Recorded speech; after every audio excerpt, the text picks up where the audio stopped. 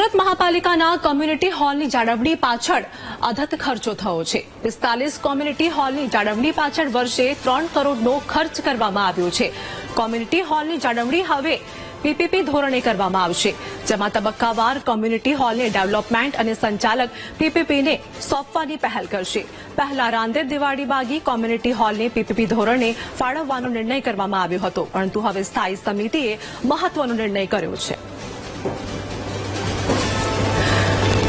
Rander Diwali બાગી community હોલને PPP ધોરણે ફાળવવાનો નિર્ણય કરવામાં આવ્યો છે, જેમાં સ્થાયી સમિતિએ મહત્વપૂર્ણ નિર્ણય હવે કર્યો છે। જેમાં હવે સ્થાયી સમિતિ દ્વારા મહત્વપૂર્ણ નિર્ણય કરવામાં આવ્યો છે। સુરત મહાપાલિકાના કોમ્યુનિટી હોલની જાળવણી પાછળ અધત ખર્ચ કરવામાં આવ્યો છે। 45 કોમ્યુનિટી હોલની જાળવણી પાછળ વર્ષે 3 કરોડનો ખર્ચ કરાયો હતો।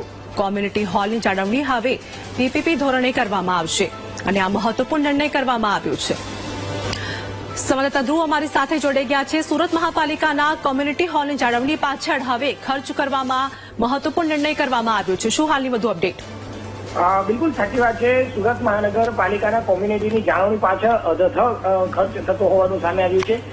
સુરતના 45 જેટલા કોમ્યુનિટી હોલ છે તેની જાળવણી પાછળ 3 કરોડ રૂપિયાનો ખર્ચ અત્યાર સુધી થઈ ચૂક્યો છે, જેને લઈને મહત્વનો નિર્ણય કરવામાં આવ્યો છે। આ તમામ કોમ્યુનિટી હોલની જાળવણી હવે પીપીપી ધોરણે કરવાનો નિર્ણય કરાયો છે, જેમાં તબક્કાવાર કોમ્યુનિટી હોલ છે તેને ડેવલપમેન્ટ માટે અને તેના સંચાલન માટે પબ્લિક પ્રાઇવેટ લિમિટેડને સોંપવાની દિશામાં પહેલ શરૂ કરાઈ છે, જે અંતર્ગત સ્થાયી સમિતિ દ્વારા પ્રાયોગિક ધોરણે સુરતના રાંદેર વિસ્તારમાં આવેલા જે દિવાળીબાગ કોમ્યુનિટી હોલ છે તેને પીપીપી ધોરણે ફાળવવાનો નિર્ણય કર્યો છે અને ત્યારબાદ તબક્કાવાર રીતે શહેરના તમામ જે કોમ્યુનિટી હોલ છે તેને આ જ રીતે રિનોવેશન માટે અને તેના જાળવણી માટે પીપીપી ધોરણે કરવામાં આવશે, તે પ્રકારનો મહત્વનો નિર્ણય કરાયો છે। જી, આભાર ધ્રુવ, માહિતી આપવા બદલ।